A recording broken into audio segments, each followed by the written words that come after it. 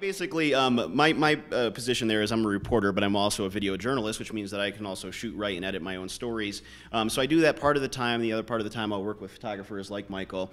I have the awesome task of being able to cover every little town in this entire state. I've been to about 85% of Colorado. You know, I'm a firm believer, it doesn't matter what school you go to and what you get your degree from or so forth. I mean, I went to a state school that cost me $2,000 a year, and everybody else was going to Syracuse University nearby, and I was thinking to myself, I'm like, man, when I look at all these reporters' bios on their websites, they all say, you know, degrees from Syracuse University, but what I found out is that means really nothing. I mean, it's all about how, you know, well you present yourself in terms of wanting to be passionate about this stuff, always being a go-getter, always saying yes, and really putting yourself out there and showing your passion, because that's what means more. Anyways, you know, we're just here to talk to you guys basically about our experience, and we've had a really great experience not only in our past markets but here in Colorado, and we've been able to tell a lot of really cool stories. And we want to show you some of those stories because there are two different types of reporters, I feel like, and there are the ones who kind of go about TV news the basic way, and then there are those who go about it the storytelling way.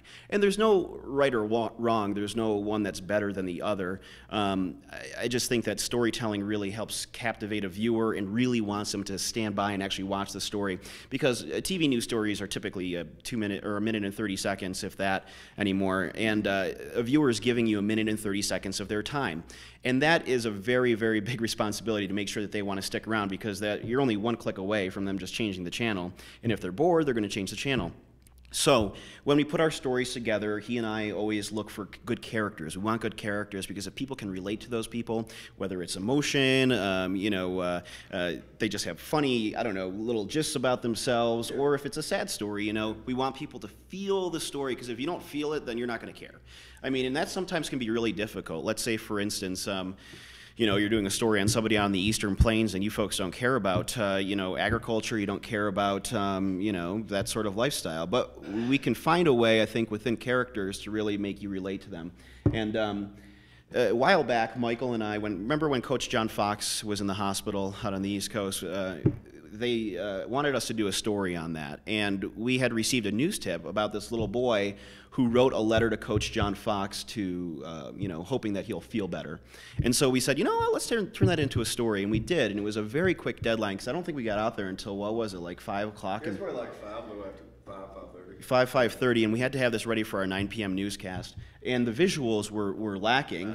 And so write to that stuff, make sure it's fun. And then also, you know, I was looking around for things, and one of the things that I pointed out to Michael was the sign on the left, how we ended everything with, you know, our children teach us. And we also, whenever we go out on a story, we look for a theme. And the theme here was sportsmanship, and it wasn't about, you know, Peyton Manning or anybody else on the team. It was about the true act of sportsmanship is showing that you care and that you're there for your other team. That's another key to really good storytelling right there, is surprises. And you need surprises in your story, and the way that I always explained about surprises is that you should give the viewer a surprise every 15 seconds, and really it's kind of like handing them a gold coin, and it's a reward for staying around and watching your story, because you really want to keep them interested in, as I said. And so in that story, there were a few things that I really liked. There was a really great character, the lady who says, "Don't let the door hit you, or the good Lord split you." Surprises, we started off with, here's this bland little town, and here's this really fun lady who's going to talk about it. Then we get into, oh, here's her next door neighbor who's the tank, and then we go up to the tank, and what's the surprise there? There's amazing music involved with it. And here's another surprise, the fact that they were looking to get rid of the tank because they, you know, just couldn't afford it. And then another surprise, they actually raised the money within a week, $42,000. And then, and you know, and then we just kind of ended like that. And you know, it was enough. That was like a 3-minute piece, I think. And you really, with those long-form stories, you really have to keep people extra interested in all this stuff. But those are some really good things: emotion, characters, surprises. And Michael's going to show you one of his nap packs. When you go the extra mile, sometimes you run into situations like you'll see right here. And what you're looking for in stories is moments, like moments to where people are going to watch your story, and there's moments in there that after they get done watching a week later, a month later, you bring up that story, they're going to say, yeah, I remember that story because that one moment. And I was very bad when it comes to editing. I would be like super quick. Everything had to be quick. Quick cuts, quick blah, blah. I've learned that if you get a good moment, you got to let it breathe. It's okay to leave a shot up. If it's a good moment, you leave that shot up and just let it breathe, let people soak it in. So in this piece, I think, this, you know, it's just something, you know, I went a little extra mile, so I do a little nap pack, found a character, and there's a couple moments in here that I was like, oh man, this is really happening. We'll let these brew. And story. If you don't care about the story, then the viewer's not going to care. That's how it comes across, really. And you can tell if you can watch TV news, all the, pretty much every channel, and you can tell who cares and who doesn't care. That's what I love about 9 News, is that they really, when they look for their talent, they look for, when I say talent, I don't mean just on-air people, I mean behind-the-scenes people. They look for people who really care and who are really looking to make a difference in their communities. So you're going to realize quick that if you thought it was all glam, everything's going to be great every day, all this stuff, it's not going to be like that every day. There's going to be days you go in, and the daily grind is going to be, they're going to want you to come in, and if you come in at 2 o'clock, they're going to say, oh, we got this. You come in at 2 p.m., we want you to turn something for the 4 o'clock, for 5 o'clock, turn around and do a different story for the 9 and 10. So you're going to have a daily grind, and after a while, it is going to catch up with you. And you're going to start questioning. You're going to say, do I even want to get in this? Do I want to stay in this, blah, blah, blah, in this business?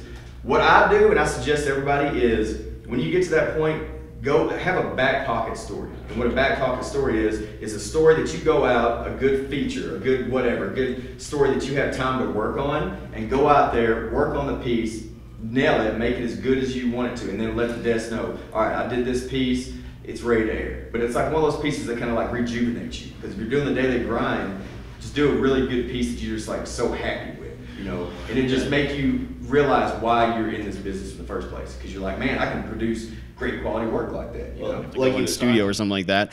But I'll tell you what, I mean, the biggest thing is to really pour your heart into it. And when you do pour your heart into it and you've been in the market for a couple of years, viewers really start to recognize it. I can tell you, very rarely are there instances if I call somebody up and I say, would you mind if I did a story with you?